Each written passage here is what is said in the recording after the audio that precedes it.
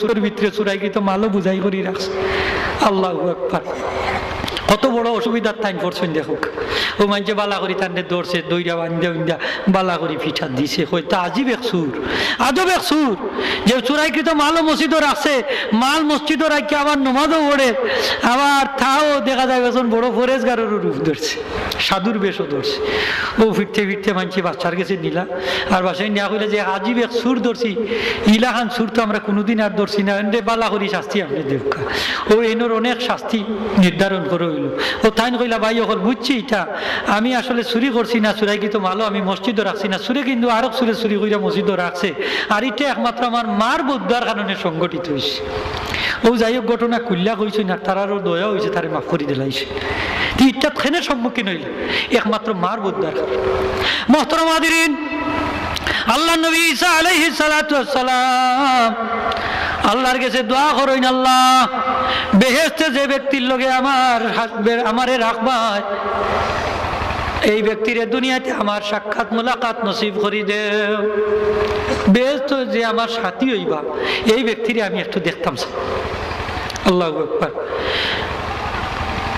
আল্লাহ রাব্বুল আলামিন কইন, ও ঈসা আলাইহিস সালাম, বেহেশত যে ব্যক্তি তোমার সাথী হইবা, এই ব্যক্তি হইলে একজন খোসাই ব্যক্তি, একজন খোসাই যে গুস্ত বিক্রি করুন, অমুক বাজারও যাও, ই খোসাই লাগাল তুমি পাইবা।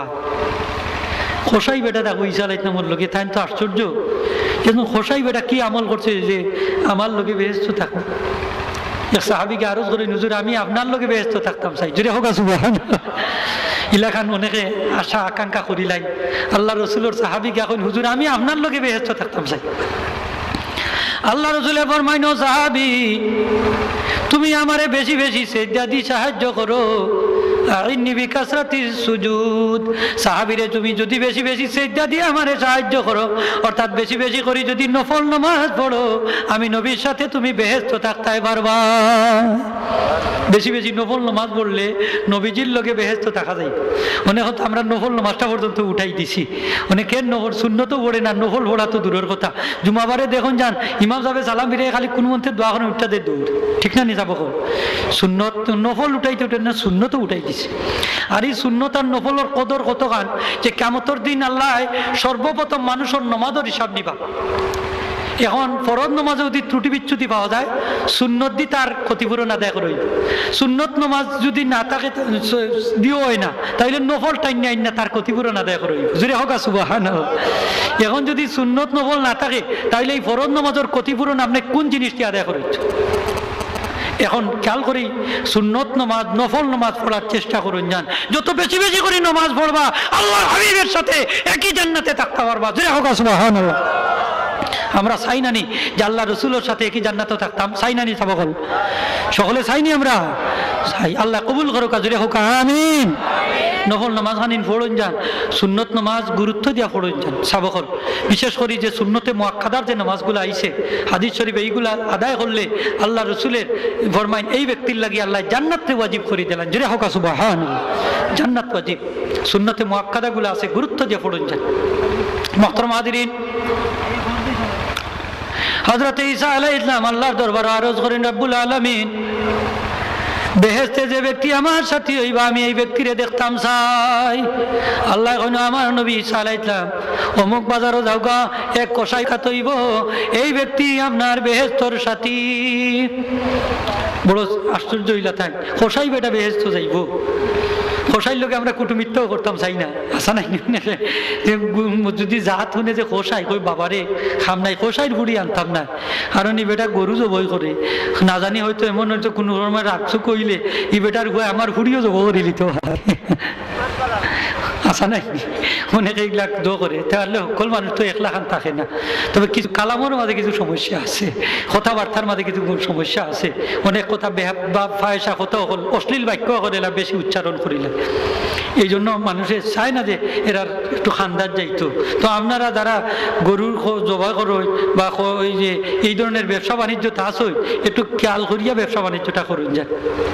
মোহতরম হাজিরিন, যাই হোক কসাই বেটার লাগি সাক্ষাতর লাগি ঈসা আলাইহিস সালাম রওনা দিয়েছেন। সত্যি গিয়া দেখলা অমুক বাজারে কসাই বেটা থান লগে থান সাক্ষাৎ নসিব হইল। হইলা যে ভাই আমি আপনার সাথে আজকে রাত্রি আপনার বাড়ির মেহমান, আপনি দয়া করি আপনার বাড়ি খানো আমার জায়গা খান দেউক। ইচ্ছা করল যে ই বেটা কোন আমলের বদৌলতে এই মর্তবার অধিকারী হয়েছে, আমি আসল তথ্যটা আমি উদ্ঘাটন করতাম। সে ও তাই রাজি হয়ে গেলা, বলে ঠিক আছে আপনি যদি আমার লগে আমার বাড়ির মেহমান হইতো তাহলে আপনি একটু ধৈর্য ধরতে হইব, আমি সব বিক্রি করিয়া তার বাদে যাইতাম হইব। ও দেখলা বেটা সব বিক্রি টিক্রি করিয়া গুস্ত বিক্রি করার পরে এক টুকরা গুস্ত লইয়া সে মশার মাঝে বাইন দিয়া সে রওনা দিল। তাই না তার লগে লগে তার বাড়িতে গেলা। বাড়ি যাওয়ার বাদে এই কসাই বেটা গুস্ত পাক করছে, রান্না করছে। রান্না করার বাদে একবারে ফাঁকির বাচ্চার লাখান ওলা খালি কঙ্কাল সার খালি হাড্ডি ওলা খান এক জৈব বিদ্য এক মহিলারে বাহির করছে। হইয়া টানরে কিছু চামচ কিছু গুস্তর সুরবা খাবাইছে। খাবানির বাদে এই দেখলা টুর্দি যেন কি বিড়বিড়াই কি হইলা, হওয়ার বাদে আবার যথাস্থানে টানরে রাখি দিলা। ও তাই জিকাইলা ভাই এই খেয়ে, বলে এই নইলা আমার মা। বলে ও যে গুস্ত খাবানির বাদে দেখলাম যে এই যে দোয়া ঠুর্দি কিছু নাড়াচাড়া করলা, কিতা কইলা? বলে আমার মা আমার লাগি দোয়া দিছেন, আমার লাগি দোয়া করছেন। বলে কিতা দোয়া করছেন? বলে আমার মা আমার লাগি দোয়া করছেন যে আল্লাহ আমার সন্তানরে তুমি এই জমানার নবী ঈসা আলাইহিস সালামের লগে বেহেশত রাখো। জুড়ে হোক সুবহান আল্লাহু আকবার। ও তাই হইলা যে একমাত্র কারণ হইল যে এই ব্যক্তি বেহেশত আমি নবীর লগে থাকতো একমাত্র তার মার এই দোয়ার বদৌলতে। জুড়ে হোক সুবহান। মার দোয়ায় বাহুর দোয়ায় অনেক কিছু, ঠিক না নিশা বাবু? এই দোয়ার দরকার আছে নি? দরকার আছে।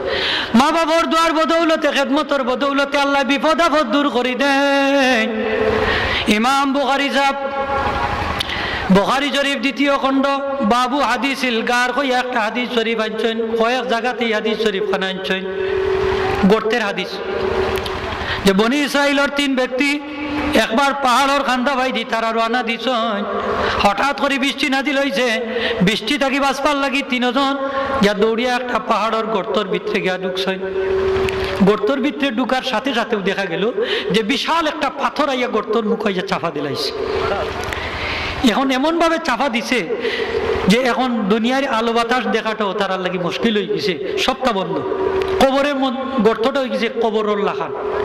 হযরতে ইউনূস আলাইহিস সালাম রে যখন মাছে ভক্ষণ করি নিল, মাছে ভক্ষণ করিয়া তার একেবারে সাগরের নিচে লইয়া গেল কি, তখন দেখা গেল যে এই মাছের পেটটা হয়ে গেছে তার লাগি কবরের লাখান, বাড়াইবার কোনো পথ নেই। আল্লাহ ফরমাইন ফালাউলা আন্নাহু কানা মিনাল মুসাব্বিহিন লালাবিসা ফি বাতনিহি ইলা ইয়াউমি ইউবআসুন। আমার নবী ইউনূস আলাইহিস সালাম যদি আমি আল্লাহর তাসবিহ লা ইলাহা ইল্লা আনতা সুবহানাকা ইন্নী কুনতু মিনাজ জালিমিন এই তাসবিহটা যদি বেশি বেশি করে না পড়তা তাহলে মাছের পেটটা আমার নবী ইউনূস আলাইহিস সালামের লাগি কবরে পরিণত হয়ে যেত। কিয়ামত পর্যন্ত মাছের পেটও থাকা লাগতো। একমাত্র লা ইলাহা ইল্লাল্লাহ লা ইলাহা ইল্লা আনতা সুবহানাকা ইন্নী কুনতু মিনাজ জালিমিন এই তাসবিহর বদৌলতে, এই নেক আমলের বদৌলতে, এই জিকিরের বদৌলতে আল্লাহর নবী ঈসা আলাইহিস সালাম রে আল্লাহ মাছের পেট থেকে নাজাত দান করে দিয়েছেন। জোরে হোক সুবহান। এই নেক আমলে মানুষের বিপদ দূর হয়। এই জন্য তো আমরা খতমে ইউনূস পড়াই। যে খতমে ইউনূস অত মর্তবা ভাইল কইতেছি হযরতে ইউনূস আলাইহিস সালাম যে হযরতে ইউনূস আলাইহিস সালাম এই বিপদ থেকে মুক্তির লাগে এই দোয়া পড়ছিলেন। আল্লাহ রাসূলে ফরমাইন আমার ভাই ইউনূসের এই দোয়াটা যদি আমার উম্মতে একবার পড়ে আর পড়িয়া যদি দোয়া করে তার দোয়া কবুল। জোরে হোক সুবহান। একবার পড়িয়াও দোয়া করলে দোয়া কবুল। তো মুহতারাম হাজিরিন, ইমাম বুখারী যাবে ফরমাইন বাবু হাদিসিল গার হইয়া এই হাদিসটা বর্ণনা করছেন। লম্বা হাদিস। এই হাদিসের মধ্যে শিক্ষণীয় কিছু জিনিস আমরা লাগিয়ে আছে। 3 ব্যক্তি ঢুকছেন গর্তর ভিতরে, বিশাল পাথর আইয়া চাপা দিলাইছে। এখন এই পাথরের সরানির কোনো ক্ষমতা তার আর নাই। ওদের 3 জনে কইলে ভাই এখন তো জীবন মরণ সমস্যা, তাইলে আল্লাহর কাছে দেখো কোনো নেক আমল আমরা করছি না, রুসিলানি দেওয়া যায়। নেক আমলের উসিলা দিয়া দোয়া করলে দোয়া কবুল। নেক মানুষের দোয়া উসিলা দিয়া দোয়া করলে দোয়া কবুল। জোরে হোক সুবহানাল্লাহ। আল্লাহ পাকের নাম মুবারক, আল্লাহ পাকের সিফত মুবারকের উসিলা দিয়া দোয়া করলে দোয়া কবুল। ওদের নেককার মানুষের উসিলায় দোয়া কবুল হয়, নেক আমলের উসিলায় দোয়া কবুল হয়। তো ফয়লা জনে কইলা ভাই আমার একটা নেক আমল আছে। আমার ঘরে এক ব্যক্তি কাম করতো, এক কামলা বেটা, অনেকদিন কাম করার বাদে তার মজুরি ফালাইয়া গেছে কি, মজুরি ফালাইয়া গেছে কি, আমি তার মজুরিটারে হেফাজত করছি, দরকার দান বা গম এইগুলা হেফাজত করছি, যে আমি জমিনের মাঝে ফালাইয়া ফসল বানাইছি, এই ফসল বিক্রি করে আমি কিনছি একটা গাবি, এই গাবির থেকে হয়ে গেছে বিরাট এক গাবির ফাল। অনেক দিন বাদে কামলা বেটা ফিরিয়ে আইছে, আবার বাদে আইয়া কয় চাচা আমি যে কিছু মজুরি পাইতাম আপনার, যে আমার মজুরিগুলো আপনি দেউকা।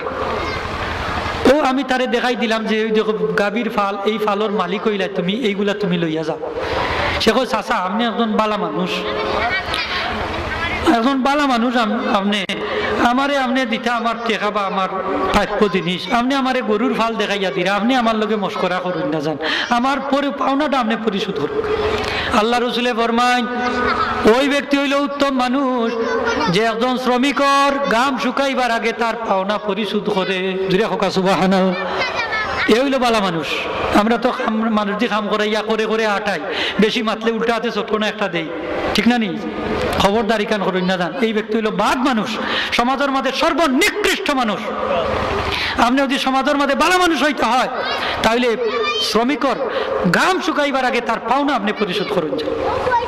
তো হাজিরিন, তো এই ব্যক্তি কইলা যে আমি তারে এই যে গাভীর ফাল আস্তা ফাল তার মজুরি হিসাবে আমি তারে দিলাইলাম, তার এই শ্রম পারিশ্রমিকরে আমি এইভাবে হেফাজত করছি একমাত্র আল্লাহরে খুশিরাজি করার লাগি। আল্লাহ এই কাজটা যদি আমি তুমি আল্লাহরে খুশিরাজি করার লাগি কইরা থাকি তাহলে এই আসন্ন বিপদ থেকে তুমি আমরারে মুক্তি দান করি দাও।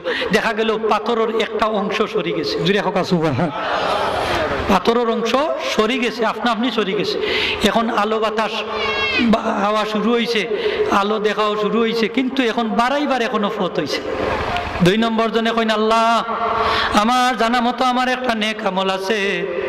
আমার আসলে আমার 2 জন বুড়া মা বাপ, আমার বৃদ্ধ মা বাপ, আমি ছাগল চড়াইতাম, দূর দরাজ লইয়া যাইতাম ছাগল রে, আইতে রাইত হয়ে যেত, আইয়া ফয়লা খান, ফয়লাও আইয়া আমি দুধ খিরাইতাম, খিরাইয়া আগে আমার বুড়া মা বাপরে খাবাইতাম, তার বাদে আমার বাচ্চা কাচ্চারে খাবাইতাম, আমার মা বাপরে না খাবানি পর্যন্ত বাচ্চা কাচ্চারে খাবাইতাম। এই কাজটা বালানি না বাদ? আল্লাহ রসুলে ফরমায় তোমার মা বাবার লগে জেলাখান ব্যবহার তুমি করবাই, তোমার সন্তান হলে ওই রকম ব্যবহার তোমার সাথে করব। আপনি জেলাখান ব্যবহার করবা মা বাবার লগে, ঠিক হুবহু সেই ধরনের ব্যবহার আপনার সন্তানে আপনার লগে করবো। ওই যে অনেকে দেখো যে বুড়া খালো ভালাইয়া যায় কি বলে, তুমিও তো তোমার বাপরে উল্লা ভালাইয়া গেছলাই বা, এর লাগি তো তোমার গইতে তোমারে ভালাইয়া গেছো, ঠিক না নি? যাবো হযরতে সাবিত আল বুনানী রহমতুল্লাহ বড় মুহাদ্দিস রাস্তা বাইদি যাইরা দেখো এক যুবকে এক বুড়া বেটারে হাত ফাও বাইন্দা গাছর লগে লকটাইয়া বালা করি ফিটা। ও তাই কইলার বা ই বুড়া বেটারে তুমি শাস্তি দিরাই কিতার লাগে, আর বেটা মাইগো আল্লাহ গো খর আমারে বাঁচাও গো। তখন ই ফুয়ার জবাব দিবার আগে এই বুড়া বেটা জবাব দে, হুজুর খবরদার বাধা দিন না দান, আমিও উলাখান আমার মা বাপ বুড়ো হওয়ার বাদে বৃদ্ধ হওয়ার বাদে উলাখান গাছর লগে লটাই আথা বাইন্দা উলা ফিঠাইতাম। ও এখন আমিও উলা বুড়ো হয়ে গেছি, মানে আমার ভয় উলাখান আমারেও ফিঠার। যেরে হোক না আল্লাহু আকবার। খান দুনিয়া হইলে বদলার জায়গা। যেরকম ব্যবহার আপনি করবা ঠিক সেই রকম ব্যবহার আপনার সন্তানে আপনার সাথে করব। আপনি যদি বুড়া খালে আপনার মা বাবার গলার মধ্যে ভিক্ষার ঝুলি দেন, যারে যারে যেভাবে ঘুরবা আল্লাহ এইভাবে আপনার এইভাবে ভিক্ষুক বানাইয়া মানুষের দ্বারের ভিখারি আপনারে না বানাইয়া দুনিয়ায় থেকে বিদায় দিতে। খবরদার এইদিকে লক্ষ্য রাখুন। যান যদি সুখে শান্তিতে থাকতে হয় তাহলে মা বাবার কদর করুন। মুহতারাম হাজিরিন, 2 নম্বর জনে কইন আল্লাহ আমি ছাগল চড়াইতাম, ছাগল চড়াইয়া আগে দুধ খিরাইয়া আমার বুড়া মা বাপরে বৃদ্ধ মা বাপরে আগে খাবাইতাম, এরপরে আমার বাচ্চা কাচ্চারে খাবাইতাম। একদিন